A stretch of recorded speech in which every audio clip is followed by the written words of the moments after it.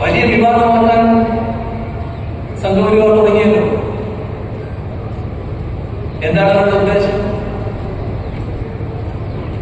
അതുമായി ബന്ധപ്പെട്ട ഐതിഹ്യത്തിൽ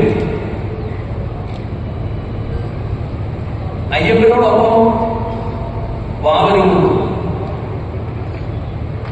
വാവർക്ക് പ്രധാന സ്ഥാനമുണ്ട്. ഇത് സംഘപരിവാറിന് യോജിക്കാനാവുന്നില്ല. ഒരു മുസ്ലിമിന് അങ്ങനെ സ്ഥാനം കൊടുക്കാൻ പാടുണ്ടോ എന്നതാണ്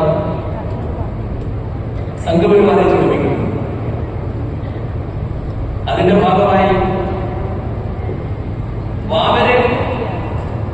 വാവരല്ല എന്നും മറ്റൊരു പേരുകാരനാണെന്നും വാവരെ ഏതെല്ലാം തരത്തിൽ സമൂഹത്തിന് കൊള്ളാത്തവരായി ചിത്രീകരിക്കാമോ ആ തരത്തിലൊക്കെ ചിത്രീകരിക്കാനുള്ള ശ്രമമാണ്. ആർക്കെങ്കിലും അംഗീകരിക്കാൻ കഴിയുന്നത് ശബരിമലയെ അംഗീകരിക്കുന്ന, അയ്യപ്പനെ ആരാധിക്കുന്ന ആളുകൾക്ക് തന്നെ അംഗീകരിക്കാനാകുന്നുണ്ടോ? എല്ലാവരും അതിനെതിരെ. പക്ഷെ നമ്മൾ കാണുന്നത് ഇവർക്ക് സംഘപരിവാറിന് മേധാവിത്വം കിട്ടിയാൽ നഷ്ടപ്പെടുക ഇതടക്കമാണ്. ശബരിമലയുടെ സ്വഭാവം അടക്കമാണ്. ഏതിലും തങ്ങളുടെ സങ്കുചിത ചിന്തകൾ അടിച്ചേൽപ്പിക്കാനാണ് സംഘപരിവാർ ശ്രമിക്കുന്നത്.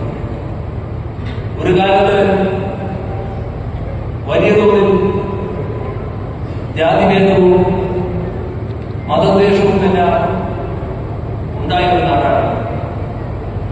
ആ നാടിനെ നോക്കിയാണ് ഇതൊരു പ്രാധാന്യമാണ് എന്ന് സ്വാമി വിവേകാനന്ദൻ ആക്ഷേപിച്ചത്. ആ പ്രാധാന്യത്തെ ഉന്നതമായ മാനവികത പുലർത്തുന്ന ഒരു മനുഷ്യാലയമാക്കി മാറ്റാൻ കേരളത്തിന് സാധിച്ചിട്ടുണ്ട്.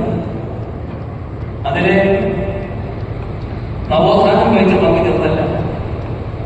ജാതിഭേദവും മതദ്വേഷവും ഏതുമില്ലാത്ത സമ്പന്നും സ്വാതന്ത്ര്യന വാഴുന്ന മാതൃകാ സ്ഥാനമാക്കി കേരളത്തെ മാറ്റാനാണ് ശ്രീനാരായണ ഗുരു അടക്കമുള്ള നവോത്ഥാന നായകർ ശ്രമിച്ചത്.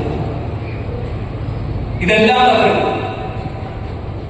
ഇതിനെല്ലാം തകർക്കാനാണ് ഈ വിഭാഗം ശ്രമിക്കുന്നത്.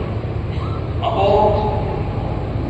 ആ ധാരണ പൊതുവെ നമ്മുടെ സമൂഹത്തിന് ഉണ്ടാകേണ്ടതാണ്.